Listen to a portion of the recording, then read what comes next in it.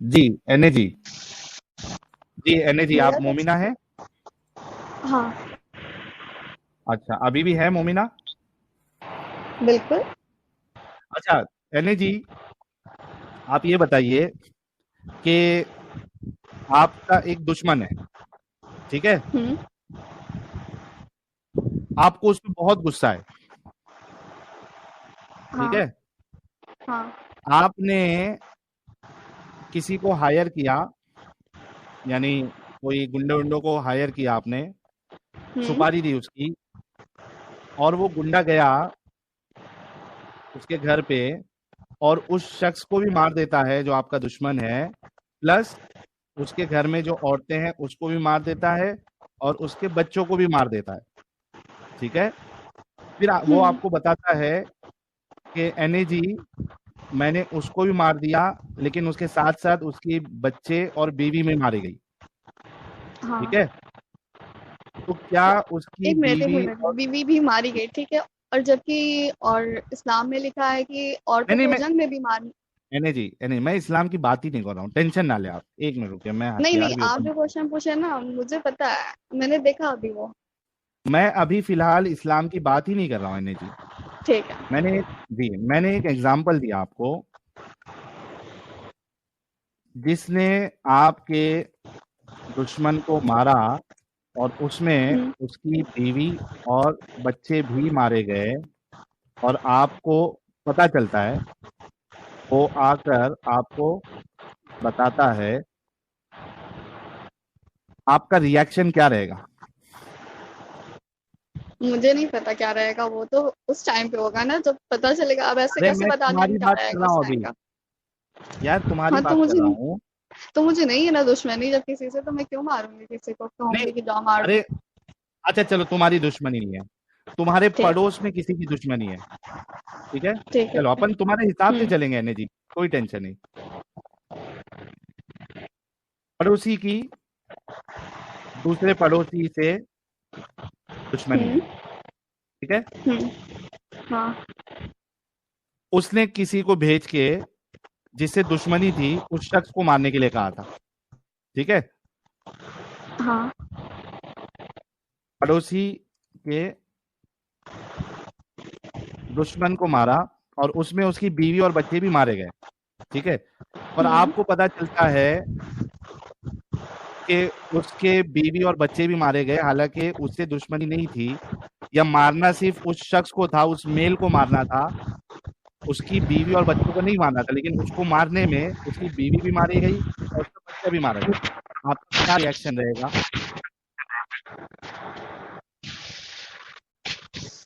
मतलब क्या रिएक्शन रहेगा? उस बच्चे के बारे में आपकी सोच क्या रहेगी? आपको अफसोस होगा कि यार बच्चे को नहीं हाँ मारना बिल्कुल चाहिए था, अफसोस होगा। बच्चा, हाँ, दुख होगा कि यार एक बेगुनाह की जान चली गई, राइट? हाँ होगा। एक रहमदिल इंसान को ऐसे ही अफसोस होगा ना? हाँ होगा, जाहिर सी बात है, बच्चा है, उसका तो कोई कसूर ही नहीं है, वो तो मासूम है ना। Thank you. अब मेरा जिसको, क्वेश्चन पूछे। हाँ हाँ, बढ़ते ना, थोड़ा मैं आपको भी मौका दूंगा। जिसको इस बात पे कोई गम, अफसोस ना हो, तो आप रहमदिल इंसान या एक अच्छा इंसान मानेंगी? अब देखो, आप जिस पे कमेंट करने को कह रहे हो उस पे हम कमेंट मैं नहीं करना चाहते। मैं किसी पे नहीं कर रहा हूँ, मैं एक जनरल बात कर रहा हूँ, आप मेरे से अग्री करती है ना जो मैंने अभी कहा? जनरल बात है। देखो, हाँ एग्री करते हैं कि हाँ वो थैंक यू। जाहिर सी बात है कि वो नहीं करेगा। कोई हाँ, किसी को वो क्यों अच्छा मारने इंसान के नहीं बच्चे होगा, कहेगा। वो अच्छा इंसान नहीं होगा, और उसको अब ये रहमदिल तो भी। उसकी सोच पे डिपेंड है ना। अब किसी एक स्पेसिफिक वर्ड को लेके उसको नहीं कह सकते ना कि वो अच्छा इंसान नहीं होगा, कि उसके ये अंदर क्या उसकी है क्या सोच नहीं। ही बता रही है किसी ना और कि के सामने उसके वो अच्छा हो। सुनो, ये उसकी सोच ही बता रही है ना कि उसके सामने जब ये चीज आई कि बेगुनाह बच्चे मारे जा रहे हैं, तो वो उस पे दुख जाहिर नहीं कर रहा है, उसको रोकने की कोशिश नहीं कर रहा है, ये उसकी सोच ही जाहिर हो रही है कि वो एक अच्छा इंसान नहीं है, वो रहमदिल इंसान नहीं है। आपने मेरे साथ अग्री भी किया, हाँ तो वही तो कह रहे हैं है ना? ना। कि हाँ हो सकता है कि स्पेसिफिक कुछ या कुछ हो या समथिंग, कुछ भी। कोई एक कंडीशन अभी बता तो दो। हम, जैसे सुनो, हम लोग भी तो कुछ कहीं भी बुरे होंगे ना। अब इतनी तो एनए जी, अच्छाइयाँ है नहीं कि हर जगह परफेक्ट हो। हाँ मतलब वो परफेक्ट नहीं हो सकता ना। ऐसा तो नहीं कहा मैंने। अच्छा, ये सब इतनी सब बुराइयां होने के बाद भी उसको परफेक्ट बोलेंगी आप? वही तो, उसी की तो तलाश है कि सही क्या है गलत क्या है, वही तो ढूंढना है, एग्जैक्टली वही तो तो आप, पूछना है। हाँ बिल्कुल, थैंक यू, आप बहुत सही जगह पे ये। अच्छा एनी जी देखिए, आपने कहा कि आप भी समझना चाहती है। अगर वाकई में आप के अंदर ऑनेस्टी है और आप वाकई में समझना चाहती है, तो बड़ी आसानी से आप समझ जाएंगी। जैसे कि मिसाल के तौर पे मैंने एक चीज आपको बताई है कि एक रहमदिल इंसान, एक अच्छा इंसान, हमेशा उसके सामने कोई भी कंडीशन आ जाए, आप एक भी ऐसी कंडीशन नहीं बता सकती जहां पे आप बच्चे के मारे जाने को जस्टिफाई कर सके, ठीक है, उसको अच्छा कह सके या उस पर आपको अफसोस नहीं हो। किसी का भी बच्चा हो, दुश्मन का बच्चा हो, किसी का भी। पाकिस्तान में स्कूल में घुसकर बच्चों को मारा गया बंदूक से, कई सारे बच्चे मरे। आप, हम सबको पता है कि आम तौर पे पाकिस्तान और इंडिया को लेके कितना गर्मा गर्मी का मामला रहता है। लेकिन जब ये मामला हुआ, इंडिया में भी, भारत में भी इसका दुख मनाया गया। क्यों? क्योंकि वो बच्चे थे, मासूम थे।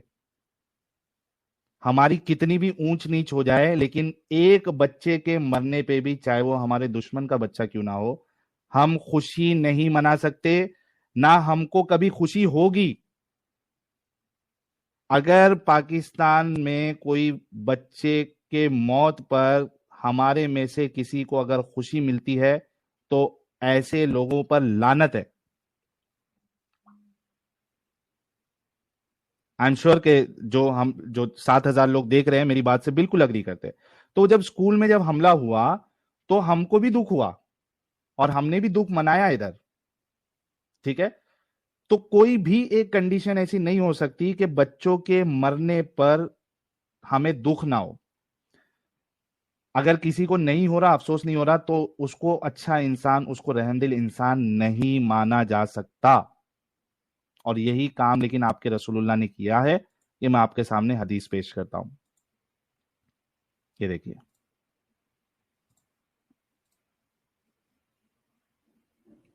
सही मुस्लिम की हदीस है, 4540।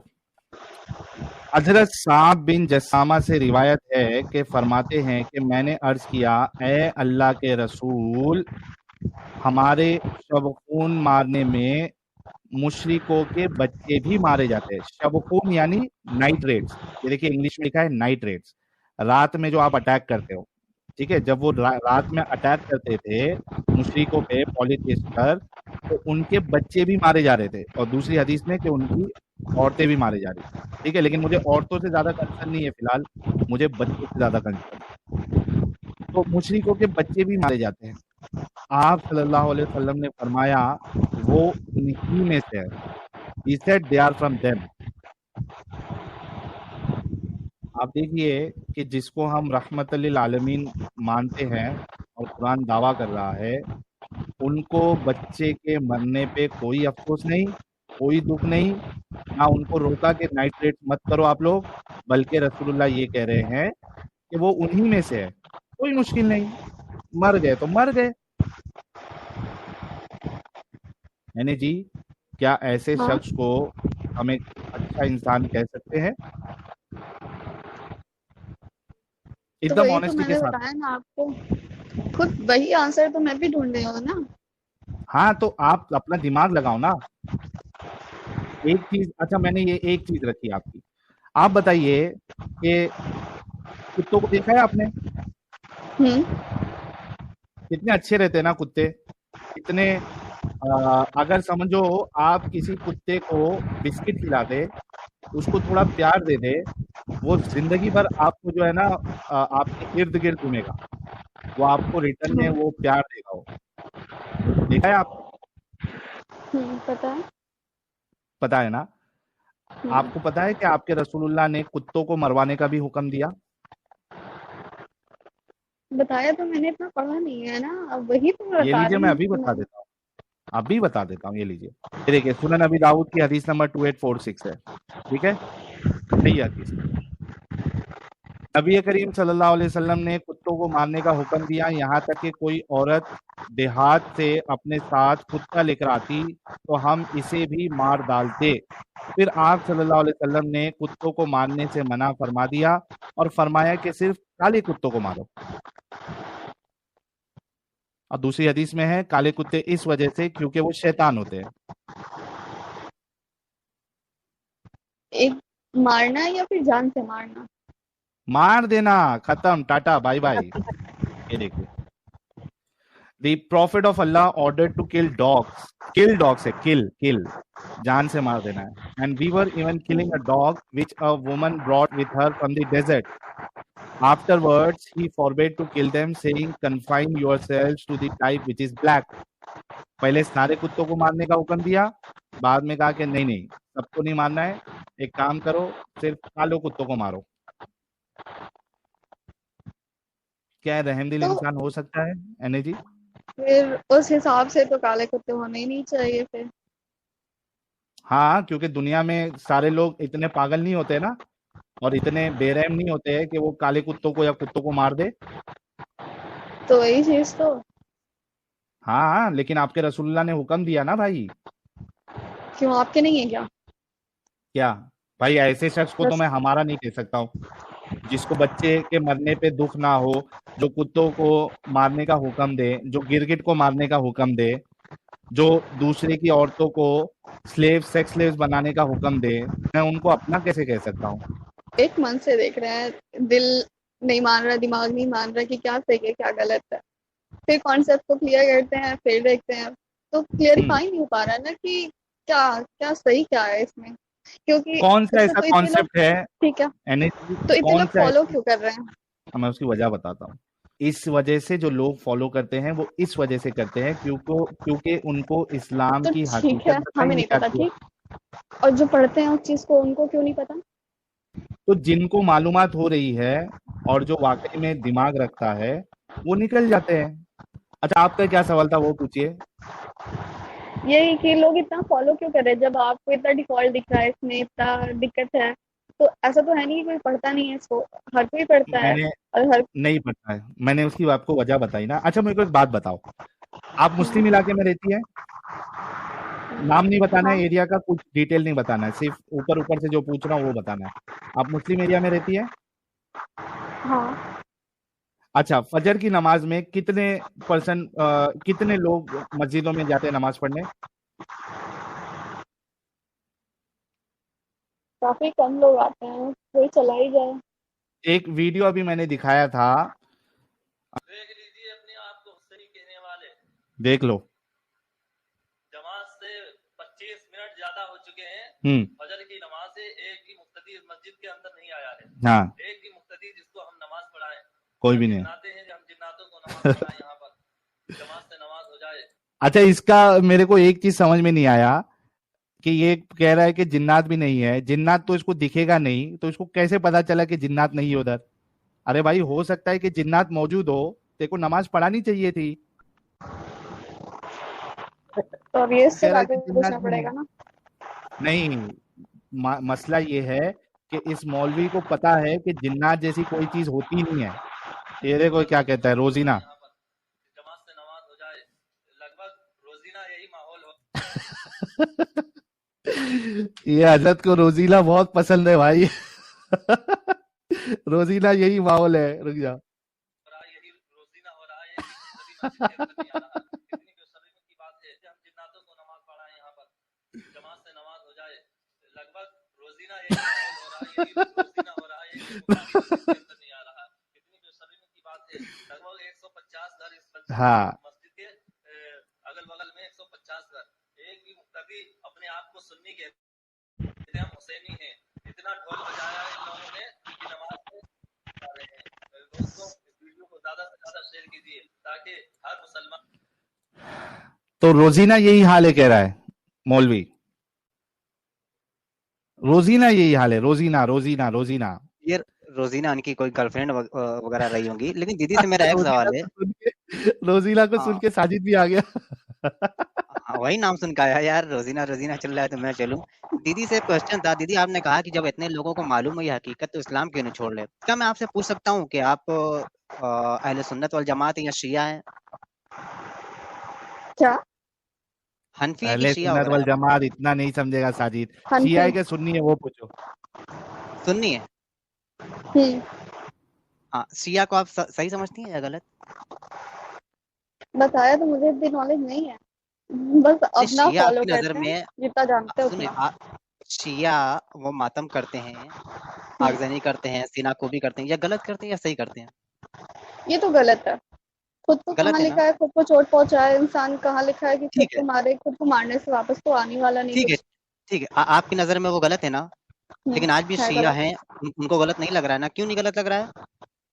वो पढ़ नहीं रहे अपनी किताबों को, है ना? अब ये तो वो इसलिए उनको सही जानेंगे। लग रहा है।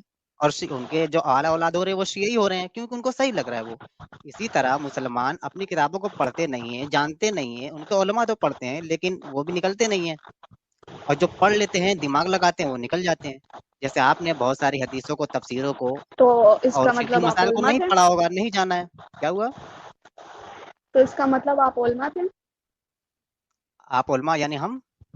हाँ हाँ। हाँ, मैं तो आलिम हूँ ना, मैं ऑलरेडी आलिम अच्छा। दीन हूँ जी। तभी ना इस्लाम को तरक किया, मैंने इस्लाम को छोड़ दिया है।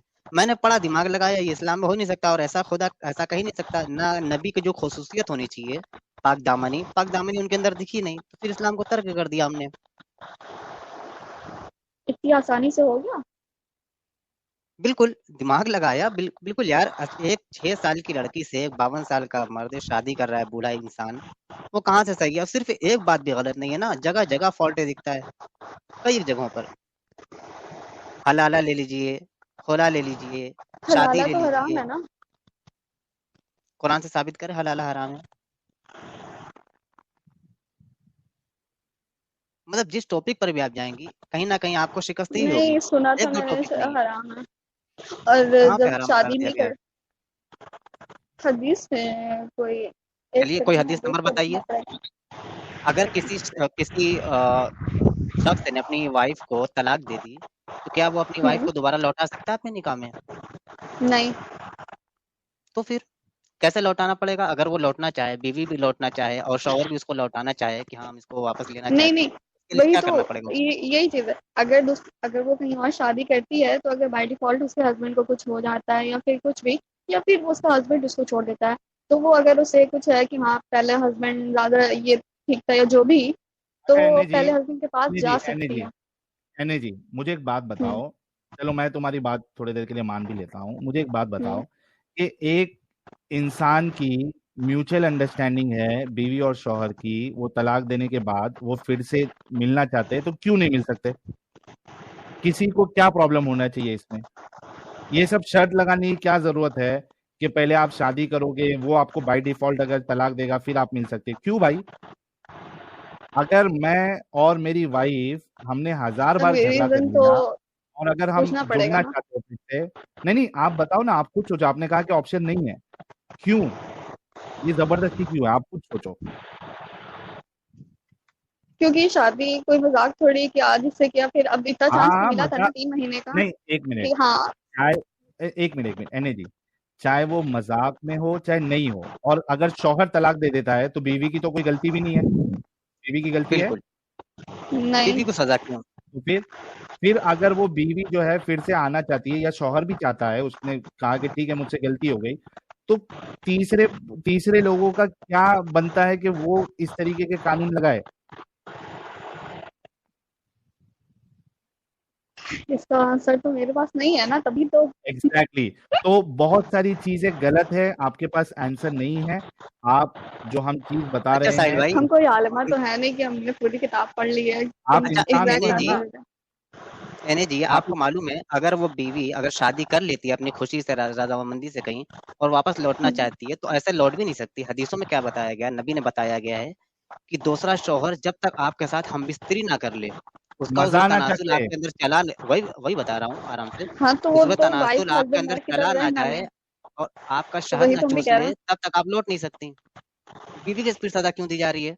वो तो एक रंडी खाना हो गई ना, एक रंडी हो गई कि मतलब जाइए आज उसके साथ सेक्स करवाइए, फिर तलाक लीजिए, फिर मेरे नहीं, पास तो आइए। वही तो कह रहे हैं, ऐसा नियत करके तो नहीं करना है ना शादी की, हाँ 6 महीने या हस्बैंड के साथ अभी कर लेते हैं, फिर अभी छोड़ देंगे, फिर उससे कर लेंगे। तो ऐसे तो नहीं करना बाय डिफॉल्ट। अगर हस्बैंड को कुछ होता है या उसने छोड़ दिया या लगे कि हाँ नहीं पहले हस्बैंड ही ठीक था। नहीं नहीं, एनए जी, अभी मैं आपको एक हदीस बताता हूँ।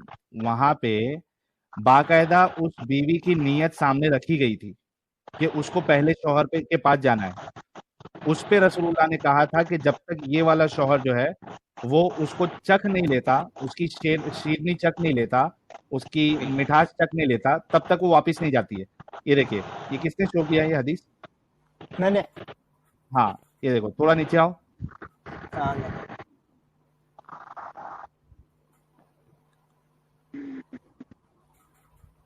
नहीं, ये कौन सा लेके आया तुमने? ये वाली हदीस नहीं है, रिफा वाली।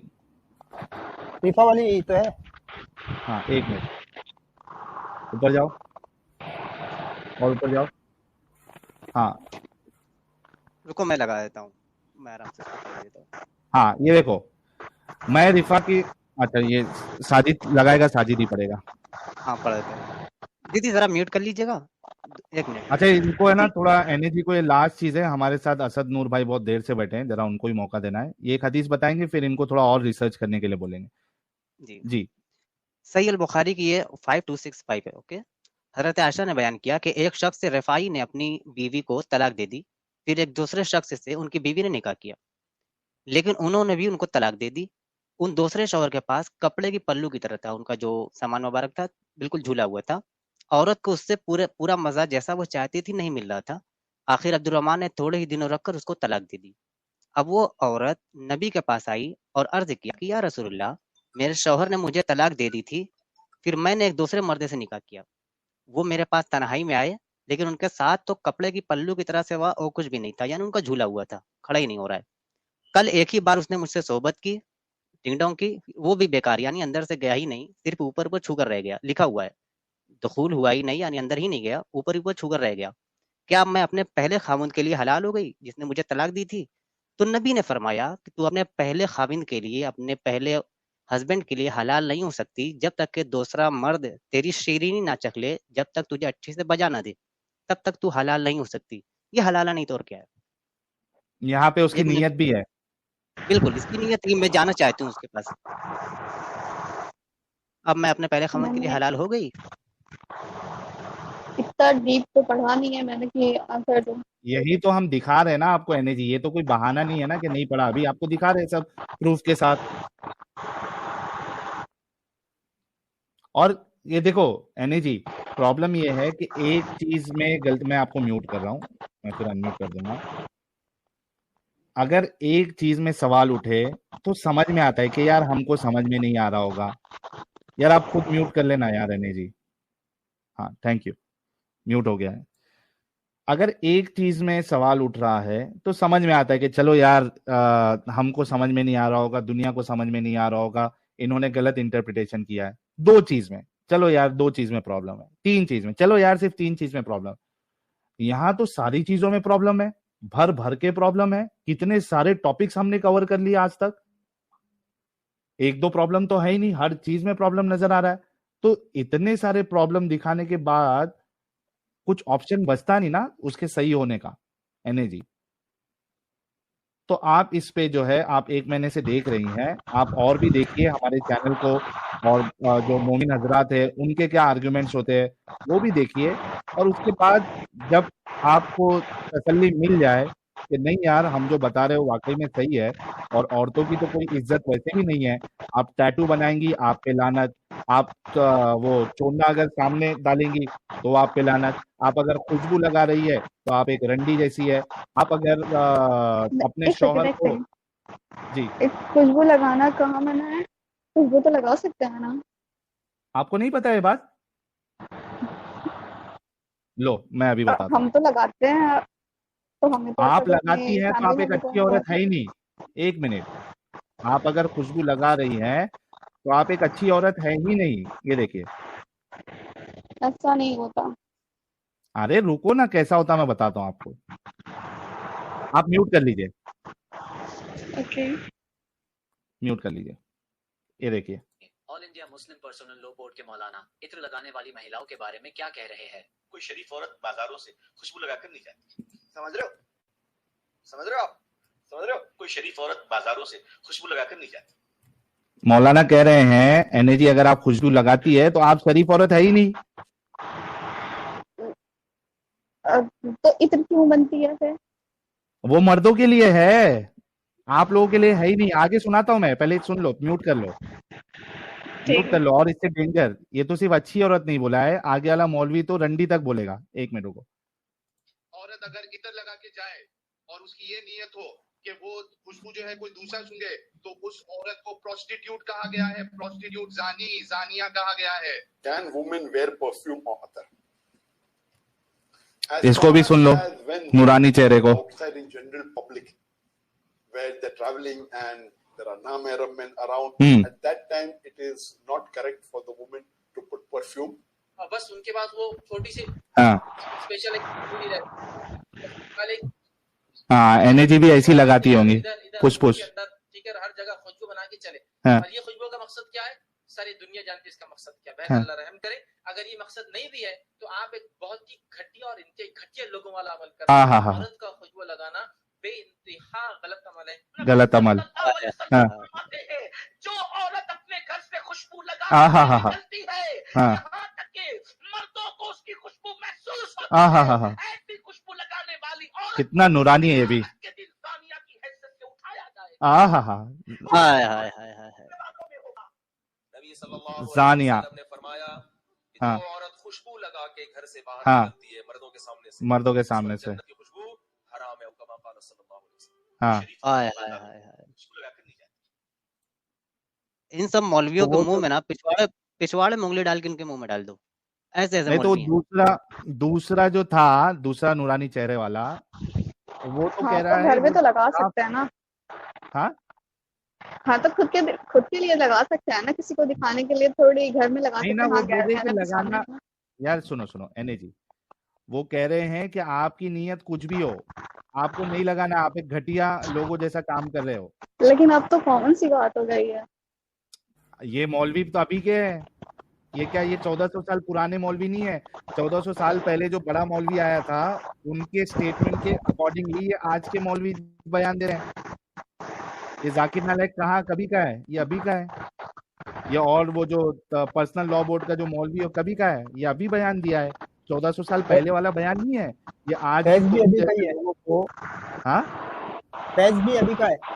हाँ, फैज जो एडवोकेट फैज अभी का है, वो बीवी स्पेशलिस्ट तारिक जमील जो है, तारिक मसूद, वो अभी का है। तो ये आज के मौलवी है जो कह रहे हैं कि अगर आप इस तरीके से यूज करोगी तो आप एक प्रोस्टिट्यूट जैसी है, या जो प्रोस्टिट्यूट वर्ड यूज नहीं करना चाह रहा, वो घटिया वर्ड यूज कर रहा है, घटिया लोगों के जैसा काम कर रही है। तो ऐसी बहुत सारी चीज है एनर्जी जो इस्लाम औरतों की बेइज्जती करता है, उसको नीचा दिखाता है। ये अपने आपको आईब्रोज नहीं खेती बनवा कहा गया सकती, है, आईब्रोज तक नहीं बनवा सकती भाई ये। आईब्रोज तक नहीं, अगर आप आईब्रोज बनाएंगी तो आपके ऊपर लानत। आप टैटू खेती नहीं में भिजवा सकती है। टैटू नहीं कर सकती, चलो टैटू तो एक एक्सट्रीम हो गया, टैटू उसको तो छोड़ दूर दो। हो गया ना, आईब्रो तो हाँ। कॉमन है, आईब्रो तो कॉमन है, क्यों नहीं कर सकती आईब्रो? खेती आप एक, कुरान में है खेती, आप बीवी जो है औरत, वो खेती होती है मर्द के लिए, जैसा चाहो ये उस समझ पे खुदाई लीजिए करो। एनर्जी, आप अगर ऊंट के कजावे पर भी सवार हैं और आपका शौहर चाहे कि वो एक आपसे सेकंड, सोहबत करना चाहे, आईब्रो उसका वाली दिल कर बात, रहा है तो वो आपको, हाँ जी, आईब्रो वाली आईब्रो बात वाली क्या कह रही बात हैं? हाँ, करवा सकते हैं उसको। अगर मर्दों की मुशाबत, जिस चीज से मर्दों की मुशाबत जाहिर होती है वो चीज करवा सकते हैं। जैसे आईब्रोज है ज्वाइंट हो गई हैं किसने तो कहा उसको आपको? करवा सके। साजिद हाँ, हदीस करवा लेके आओ। सकते हैं। ये स्क्रीन पर आ गई, स्क्रीन पर आ एनर्जी गई। तो करते है हैं लोग। ये नहीं लोग करते हैं, लोग लानती है वो। आपके रसूल क्या कहते हैं, देखो ये देखो, Allah has cursed those women who practice tattooing and those women who have themselves tattooed and those women who get their hair removed from their eyebrows and faces and those who make artificial spaces between their teeth for beauty whereby they change Allah's creation. आप सोचो कि अल्लाह की लानत हो रही है तुम पर अगर तुम आईब्रो बनाती है एने जी। मैं नहीं, मैंने भी सुना था, तो जो बनाता है मैंने उनसे पूछा तो उन्होंने यही क्लेरिफिकेशन दिया कि जिससे मर्दों की मुशाबत जाहिर होती है वो अरे चीज आपके हटा सामने सकते अभी आपके सामने तो मैंने हदीस रख दी ना। हैं। अब उनसे पूछना पड़ेगा ना, उन्होंने किस हदीस पूछ से लो, ये दिया था। बताओ। आपकी नजर में मौलाना बड़े हैं या फिर आपके रसूल बड़े हैं? बस हाँ, तो ये रसूल की अहमियत ज्यादा है। रसूल साहब की ये सब बातें हैं। ये रसूल हदीसें से हैं, वो नियम रसूल की जल्दी बना ज़बानी है ना, रसूल ने मना कर तो दिया। ये अब भी तो आप जो है। अब रसूल ने ज़िना से एक मना सेकंड, किया, अब आप कहिए सुने, अगर रसूल ने मना किया शराब ना पीजिए, आप कहिएगा हम तो देखते हैं हमारे पड़ोसी तो पीते हैं, हमारे मामू तो पीते हैं, तो इसका क्या मतलब? भाई हराम है तो हराम है, रसूल ने मना किया। अब पीता है तो तो उसे ये क्या लेना देना? आप कहेंगे कि हमें भी पीऊंगी। नहीं, तो इसकी है तो ये तो है ना कि हाँ, अगर बंदा माफी मांगता है या माफी, तो उसके लिए माफ किया जा सकता है उसको। ऐसा तो है हाँ, नहीं तो मतलब कि आप आईब्रो बनाना गलत समझती है ना फिर? जो अगर आईब्रो क्या हो गया, बनाता है डिस्कनेक्ट हो गई? या बनवाता है, अच्छा डिस्कनेक्ट हो गई, डिस्कनेक्ट हो गया। डिस्कनेक्ट हो गई। चलिए, डिस्कनेक्ट हो गई यार, चलो कोई नहीं। खत्म, bye bye, tata, good bye, गया।